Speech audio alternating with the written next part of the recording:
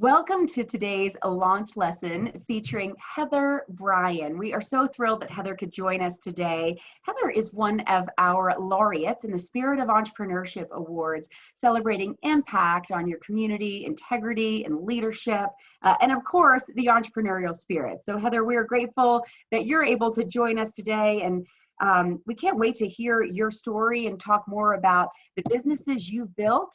And something that's inspired me about you, Heather, is how you are cause-oriented in your business and really focused on social impact as well.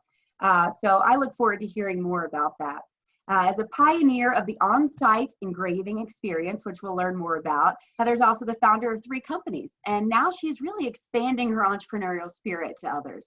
And after engraving at over 500 events around the world, she is now on the journey of designing, developing, and funding her own engraving system, which we look forward to hearing about too. Her Jupiter Engraving company has over 200 engraving systems working in the golf, stadium, and educational fields, as well as her expanding custom promotional products, and that's a line of engraving. So Heather, I am just thrilled that you could join us today. We are so grateful for the opportunity to chat with you and to learn more about your businesses. Tell us a little bit more. That's a brief introduction into your world and your companies, but tell us your overview of your companies and what it is you've done. Sure. Thank you, Angie. Well, first, I just want to thank Junior Achievement for recognizing me as one of the Spirit of Entrepreneurs for 2020. I really appreciate it. And I think that the work that Junior Achievement does is really important. And now, as I'm becoming more of an entrepreneur and almost like an admitted entrepreneur, serial entrepreneur, I feel like I'm able to give a lot back to the next generation. And so being able to even just teach that 4th grade entrepreneur, I just am looking forward to seeing as these kids grow. So thank you so much for having me. I really appreciate it. So our business actually started as a family business with my dad. When we first started doing all of the engraving, and I used to travel 32 weeks a year, and we called ourselves the Carnival of the PGA Tour, because when you look at especially golf, it's very astute and everybody's dressed really nice. And here my dad and I are jumping in with our engraving machine and, basically doing something on site that people had never seen before. And so we were lucky enough to really be the first to do on-site engraving at such an event. And from that, it just grew into all of these different markets and opportunities. And, as an entrepreneur, you just say yes, yes, yes, yes, yes. And I think because we did that, and once my dad was ready to retire, it gave me the confidence that we were still on the right path of doing the right thing. Now explain to us, what exactly would you be engraving on site? So you're at the golf tournament, and what types of things would people have engraved? Bag tags, mostly keychains, so very small, little promotional product typed items. And they would have the tournament's logo on it, and then the spectators or fans or wherever we were from a corporate event, I've done weddings, would come up to us and just say, I would like to have my name on that, and we would just do it. And the system that we were using kind of back in the day was someone else's equipment. And as I grew in that business and watched my dad, from starting it with him to building it and growing it and seeing it how a business progresses, it was something that, especially nowadays with the technology, you really have to be on top of, whatever. If you want to do an app, you want to create an app and be that kind of entrepreneur, you want to invent an engraving machine or a piece of equipment, or if it's something that's digital, you have to stay on top of the technology and make sure that you're on the forefront,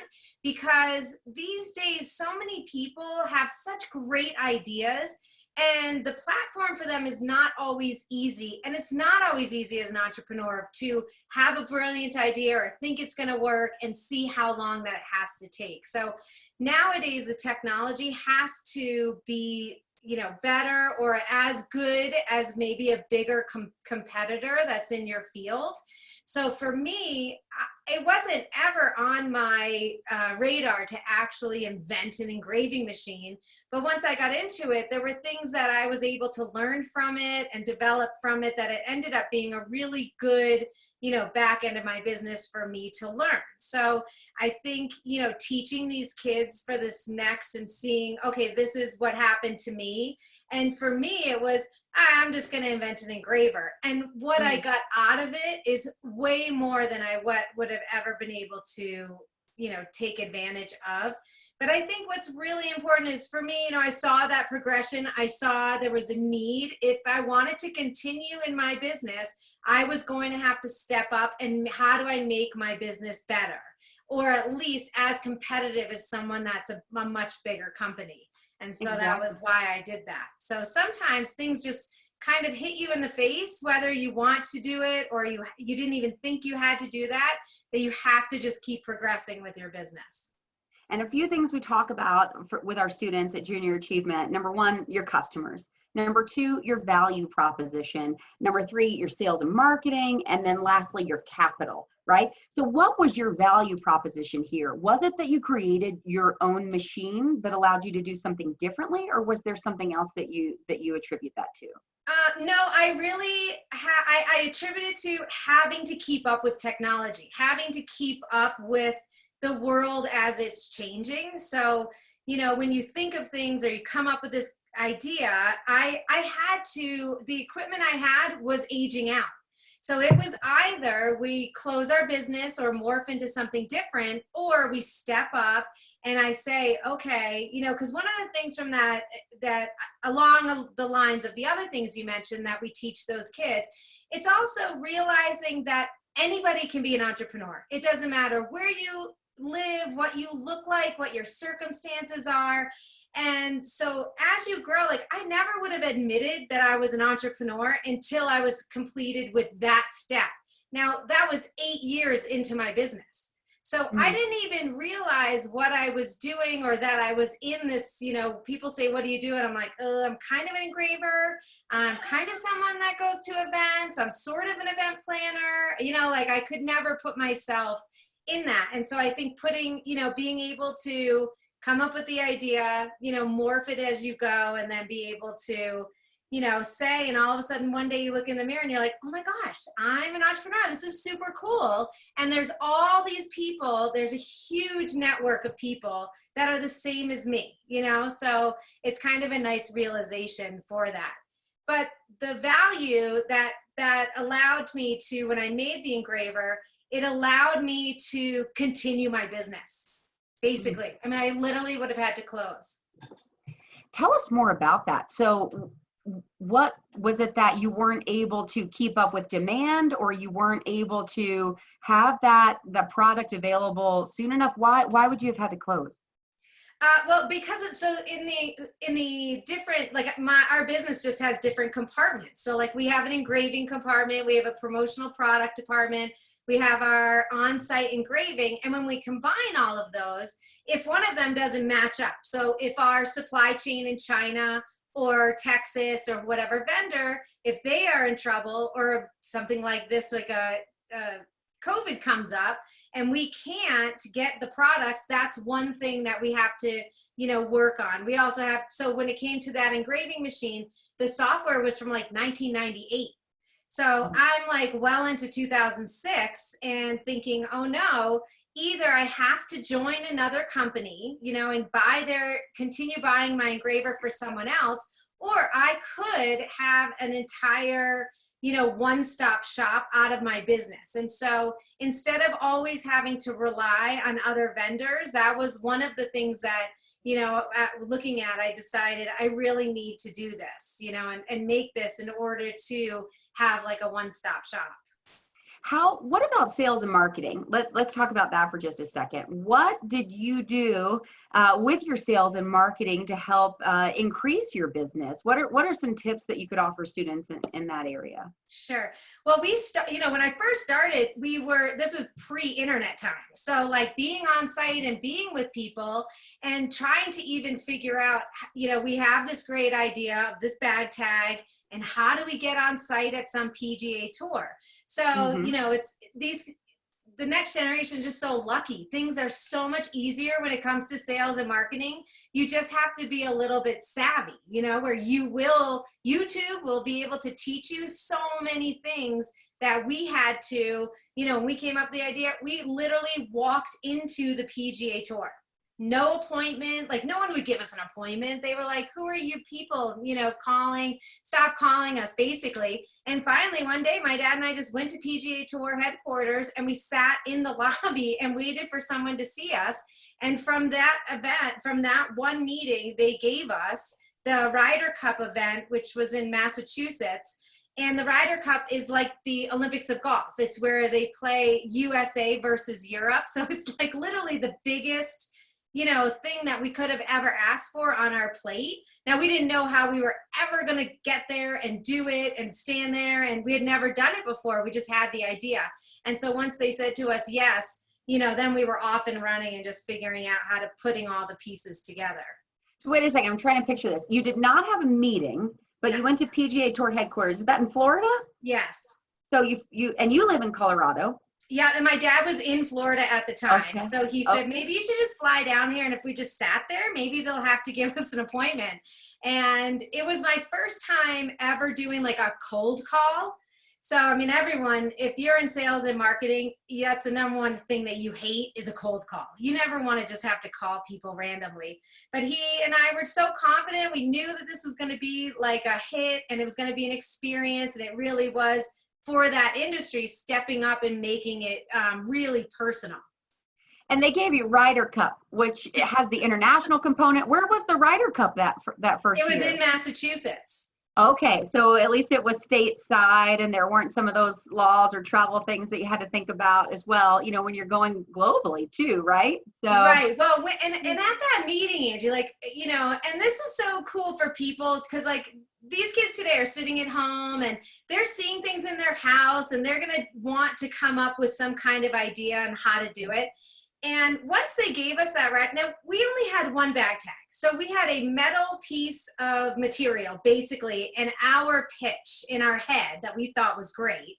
Personalize your golf bag, right? Yeah. But we did not have an engraving machine. So we did not know how we were going to get the names on them. And it turns out that a company in England that I called a friend who I went to college with that lived in England. I was like, I wonder if there's any over there because it would be cheaper to ship them here.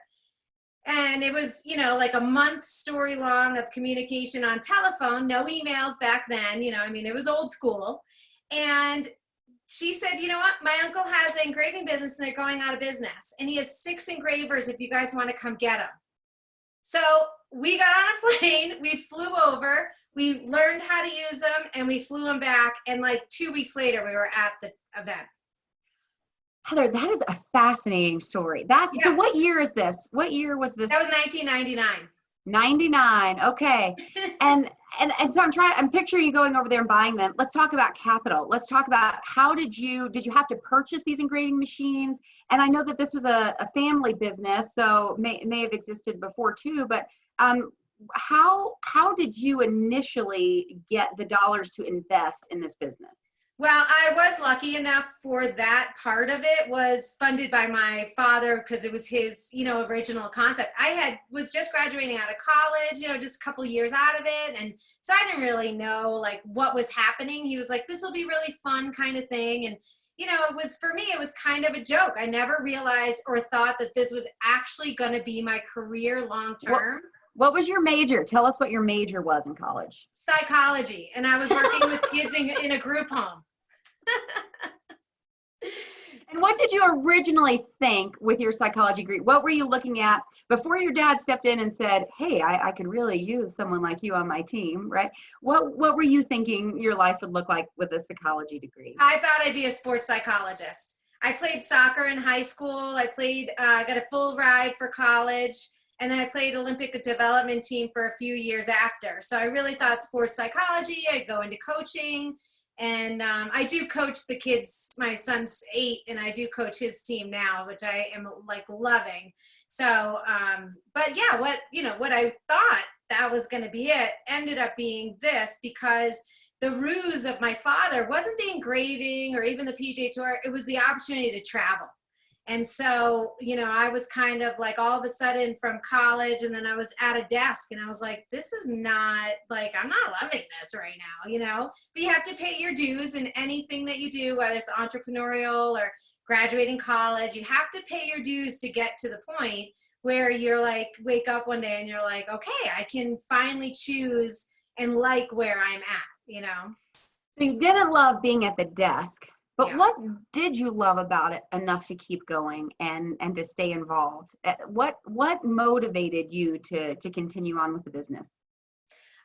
So my main motivation were all the people I met. Like, I know it sounds so silly, but I'm really big with our marketing on being personal. And when in the promotional product world, it's very like, what can you give? What can you give? What do you need? And it's nothing, it's a bag or a mug or whatever. And yes, I'm seeing a logo here and there, but putting things on, it was really, Angie, like I've had amazing experiences with people that I've only met for 3 minutes while engraving. Whether, there a woman who, I'll never forget her, she was the US Open in New York and she had just beat cancer, and she bought the tickets for 3 of her friends so that they 4 could go to the golf, because through golf and her friends, she became healthy. And like things like that, like people that won the US Open tickets in a divorce, like they were so, so happy and excited. I couldn't even believe it. But then, hindsight, fast forward 6 years later, I still get letters and emails about, my grandfather was at this Valhalla tournament and you made a bag tag for him and he had this in his bedside table till the day he died. And it's just things like that. So once, I always, a lot of people are like, well, it's just a bag tag. Well, no, it's really personal. It has their name on it. It's connected. There was an experience that happened. And that, for the business sake, is really important. I feel like the more classes that I take, even as an entrepreneur, years later, I still take every class I can locally. I take a lot of classes online because you just have to be self-motivated if you're going to be an entrepreneur. And you have to, learning things from other people is super important. And so as I grow and I learn more about myself, I realize that, if you can work in something and you can make that personal touch, you're only going to be more passionate about it and put more of your energy into it. That is such great advice, because it seems like no matter what field you're in, no matter what career you have, it's the relationships that are so important, and relationship building, and whether you know that or not going into it. And you know what I also think, probably, Heather, that psychology background of yours also probably helps a little with sales and marketing. Have you noticed that? Have you seen that as a benefit? Yeah, I mean, I guess I would think so.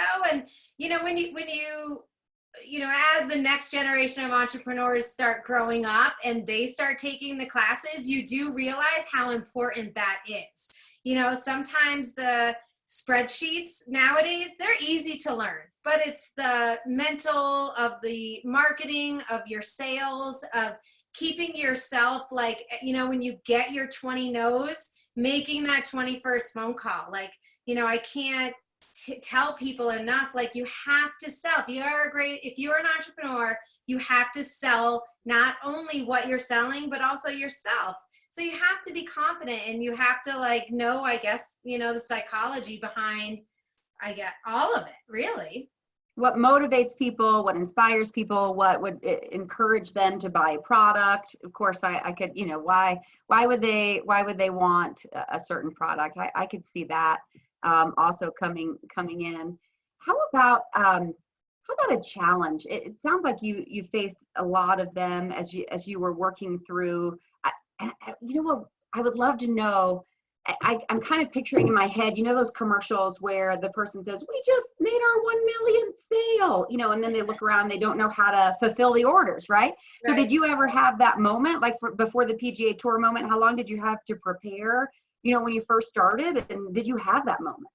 Yeah, and we still have those things where all of a sudden we're halfway through an event and we're running out of product. It's better than we ever thought. That first event that we did, you know, the event was in Massachusetts, but our factory was a friend, like a high school friend of my dad's that was in New Jersey, and grew up in Rhode Island at the time. So we know that little pocket, and I hired one of my friends to drive back and forth because the products took 24 hours to drive. And so he would make as many as he could. And then my friend would drive overnight, pick them up and bring them back for the tournament the next day. And so there are things like that, that you just really have to not only have your network in place so that you can call on your friends and family, and I hope every entrepreneur has that problem. Like, I hope you've hit 1 million and you can't figure it out, but you have your team and you have your family and you have a support system to be like, okay, we've got this, let's go do this. And then you can complete it. So, you know, I think that's really important when it gets to some kind of a point like that.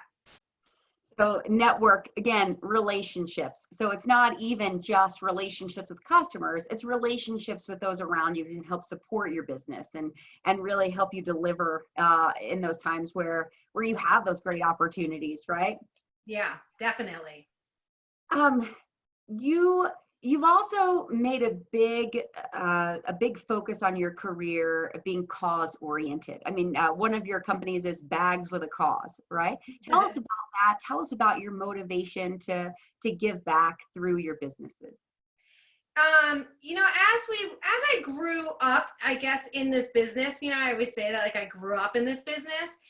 I learned mostly, I learned two different things, and one was financial. And when you're an entrepreneur, it's always financial first. That's just how it always feels, whether you're a cause driven or whatever, but it's always, you know, unfortunately, and just the way that society is you have to financially come first. Are you going to be okay? Especially in today's world right now, like, who knows what's going to happen in 6, 7, 8 months. I may feel confident today, but it's going to be a different world. So you have to look at that, you know, financial part.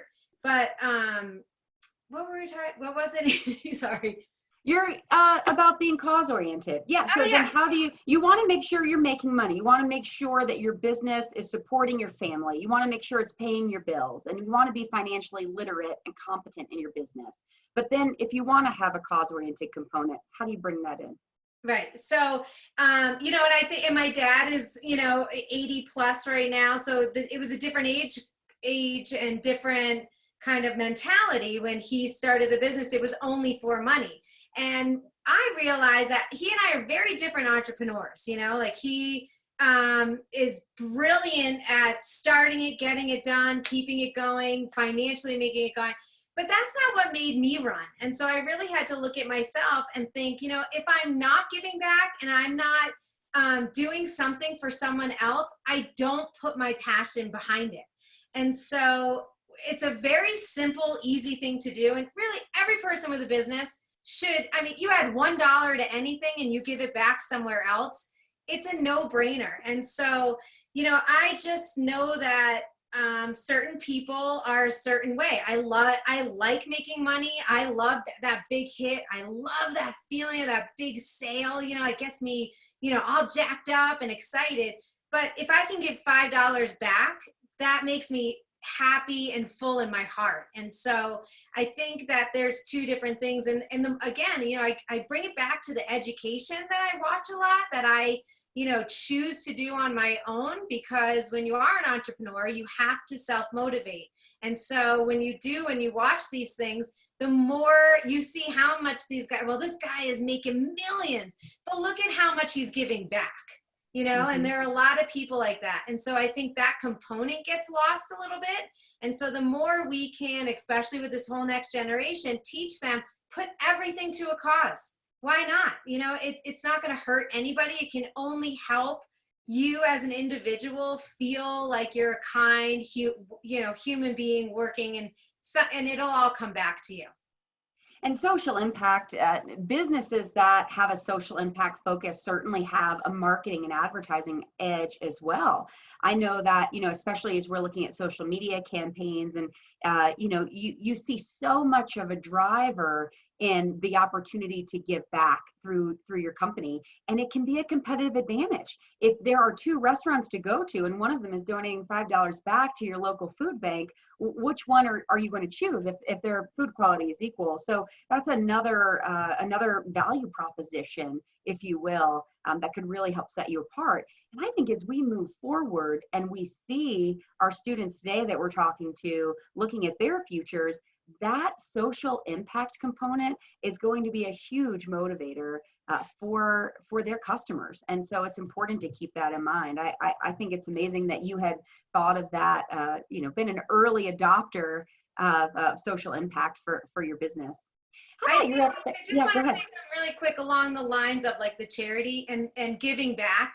Sometimes things happen in life, and I know the students, like as their high school becomes college, becomes finding themselves and their next points of their life, things happen to you that you can, like Backs with a Cause started because we lost our son. So, and I started Commit to 6 Feet because my mom's in a nursing home. So, there are ways that, and I think it's really important that we allow these students to really, look at where they are in their life, and as they progress, to give them the permission to say, you can do good with bad. You can do good with sadness. You can really thrive. And there are other people that are going through things that are so similar, whether it's the same, a loss of a child. All of us are in this 6 feet of physical distancing right now. So whatever it is, I think it's just really important that they have permission to explore. And now that they're home, they have a little bit of extra time of seeing something and making something for themselves, for their family and their community. I think that's a really important point, Heather, that you can take something that you feel passionate about, whether it's happened to you or something that you care about or concerned about, and you can turn it into an effort for good. And you can do that. I mean, that's a really powerful statement. As far as your expectations, when you didn't even set out to be an entrepreneur, it's sort of they say life is what happens when you're busy making other plans, right? You were on your way to be a psychologist, and the next thing you knew, you were building an empire, and you thought it was just working at golf tournaments. The next thing you know, you're building an empire, right? And all of these strategic choices and decisions that you were making were leading to where you are now. Were there elements of your journey where your expectations did not align with what eventually was happening in your world, outside of just the overall picture of what you thought you'd do with your life? As you started in this business, were there times that didn't meet your expectations, and how'd you handle those? I think going through the process of making the engraving machine, I knew an engraver because I used it all the time, but I'm certainly not an engineer. I didn't know any engineers. So that was really my biggest obstacle that I had to come over. One, I didn't realize until after that I was the only woman to design and develop an engraving machine. I mean, wow. That is like a penny on my counter right now, but I don't know if that matters. But once I kind of realized that, I was like, even from China, I explored getting a system that was already made that I could put my name on it, but I didn't feel, I really wanted it to be like my own and my own company. And I didn't have all the money, and I didn't really, my dad had retired, but the business was running. So I wrote a business plan like they say to do. I had all my, ducks in a row. I had everything. I made an appointment at the bank. I thought, okay, they're going to give me a loan. Who's not going to give me a loan? I got money coming in already. It's going to be great. And, Angie, they actually said to me, a woman in technology is not a good investment. And right then and there that was it. Like, whether I wanted to make this machine or not, I was making it. Like there was Wait a no second, stopping. Heather. We should. What year was this that someone at a bank, an official employee working at a bank, actually let those words come out? 5 years ago. Wait, wow. I was hoping you were going to say 25 years ago, No. but no. Or even that then seems way too recent. 5 years ago, a Yeah. banker told you what? He said a woman in technology is not a good investment right now. So let me just tell you. So then I went to the second bank and I brought my husband with me next to me. And the guy at the next bank only asked him the questions. And he kept saying, this is my wife's company. I'm just here for sport. And it was like, I mean, you just want to go up there and be like, Wow. Wow. so, yeah. So, I mean, that was the BN. So my machine really should have taken me 18 to 24 months to make. And it took me 4.5 years, 4 years really, because I funded it myself. I said, look, okay, I'm going to go out, I'm going to work, I'm going to get sales, I'm going to take a percentage of that and move that to here, because I knew technology wise, I had to get the next machine ready because the other one was going to age out just by years. And then there was no way I wasn't not going to do it. And there was no way at that point that I wasn't going to get behind women and make us even more entrepreneurs. So that was how the Jupiter and Company idea came upon us, like me, because I want as many women entrepreneurs. I want everyone to feel confident enough to go make your own cash, build your own business, however you want to do it and the way you want to do it, as long as it's, good for society as a whole. That's inspiring. So I've heard 2 stories of perseverance so far. And the first one is, you make 20 calls and the 21st one might actually be your hit, but you have to commit to making all 21 of those calls before you get your sale, right? So you have to persevere there. And then second, I'm floored by it, and I'm shocked, and I'm sure it's still happening right now. I'm sure somewhere at a bank right now, someone is hearing that they can't be funded because of a reason that just doesn't seem like it's 2020, and so. Or you wonder about the PPP, and is someone looking at 6 different loans of people to keep their businesses, and it's like, well, I don't think that one's going to go because it's woman owned. Like, you just don't know. Or this is an African-American business. This is a Latino business. Like, it's just, but again, that's why you have to have your own self-worth. You have to make the 21st phone call, and you just have to get behind something that you believe in to make you wake up every day and make you say, okay, this is it. I'm going to do this.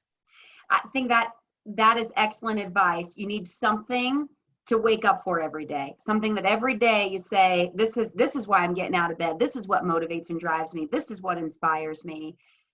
What other advice would you have to share to students who might think, I can't start my own business. It's not worth it to start my own business. It's probably better for me to go work for somebody else's company that somebody else started. It's much safer in that direction. What advice would you give? And that's definitely a pathway, and it can still be a great pathway. But for the focus of a launch lesson and encouraging entrepreneurship, what would you say to students who were inspired to do it, but needed to find that preparation and motivation? What advice and tips would you offer? I think number one is trying to find a mentor. So a lot of times I grew up with an entrepreneur, so I saw the progression of businesses and changing of businesses, but a lot of families, or what you see is you go to your job and then you come home. And so there is that one entrepreneur, student that's sitting there that has this great idea to have someone to go to that's, that does think outside the box, that, has created their own business or succeeded and failed as they, kind of gone along. So mentor is number one. And number two, there are so many free resources online that if they're afraid to talk to someone, you, instead of, playing Minecraft or whatever, Fortnite, or go on a YouTube video and just explore what an entrepreneur is, what they do, because everything that you look around at your house, a doorknob, a wheel, the caveman. I mean, it literally, everyone's an entrepreneur. It's just a matter of being confident enough to, you know, go outside the box and say, I'm going to do this and maintain that. And that's not an easy thing. Not everyone will be supportive of you all the time, but it really does come from the inside. But the mentorship, if you can find one, if not, enough education. And there's plenty of free resources to do that on your own, hiding in a corner in your room. No one even has to know. And that's so, just to be able to do that, I think is really important. I heard you say a couple of things I want to make sure we get across to students too. Number one, mentors. If you don't have one, should you give a call or reach out to someone who inspires you and see if they might be willing to talk to you about starting your own business? Yes, it doesn't even have to be someone in the industry or another entrepreneur. It can be, you know, literally anybody, because if you have support and you feel like your idea is justified, or that you just need someone to be like, it's okay. Yes, that's a good idea. Keep going. Just try it once, try it twice. So I think that's really important. So we need those people, and we need to be brave enough to say, can you help me? Can you ask for help? Ask for help. Ask for mentors. If there's someone in your community who inspires you, or even not in your community, you can email people who are in your community. If there's someone who inspires you, reach out to them. And it may take 21 tries to get somebody to write you back, but you might find a great mentor that way. Number two, they can also find them online. Like if you like someone on your YouTube video that's an entrepreneur, or you like what, just send it. It's as simple as leaving a comment.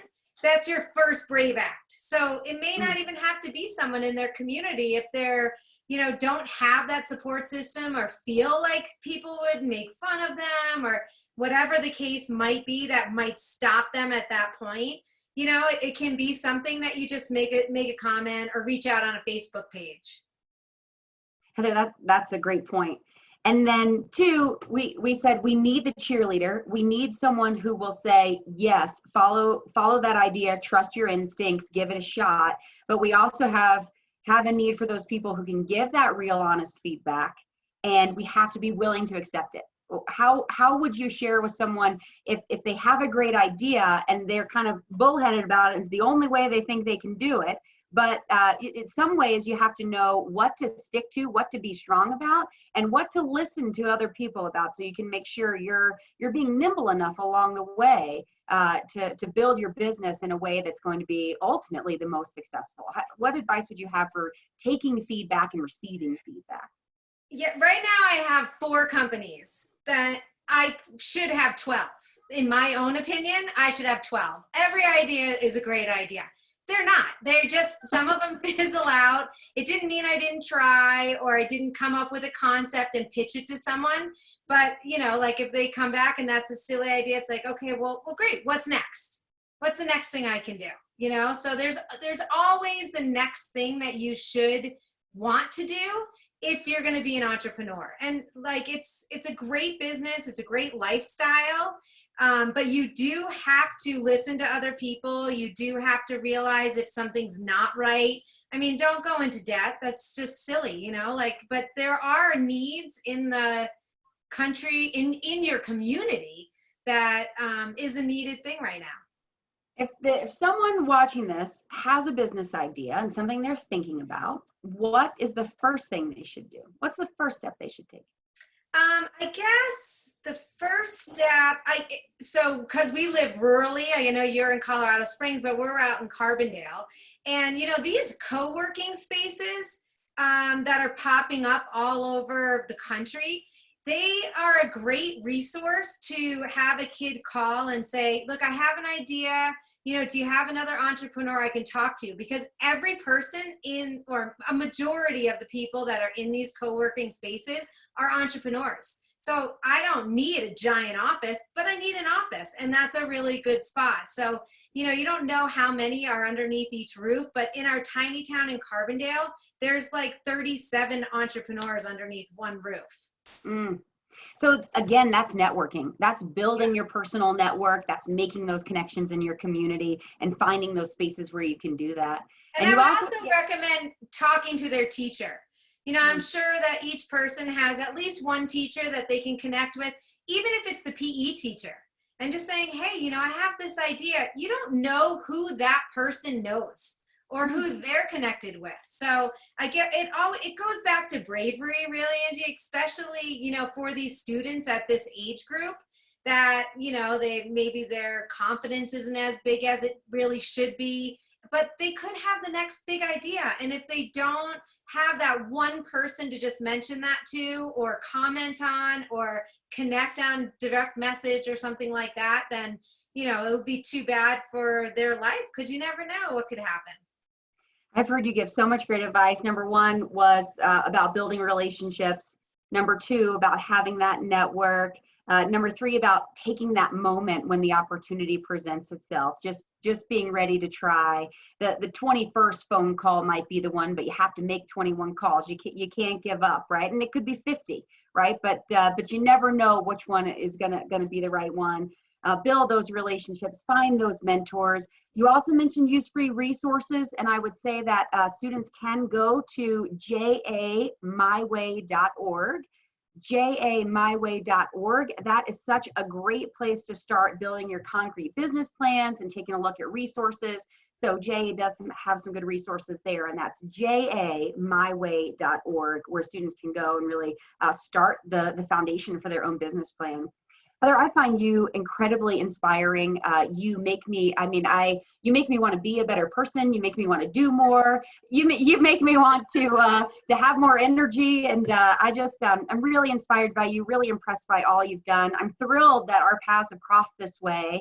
And I'm thrilled that you were selected as a Spirit of Entrepreneurship Award Laureate. Congratulations to you for that, because you're outstanding in everything that you do. And I particularly am, as someone who's worked in nonprofit my entire career, your focus on social impact and cause-oriented, the blending of that with business is inspiring to me, especially. So I'm grateful for your time today, and I'm sure the students that are watching this are too. Anything else you'd like to share with the students before we go?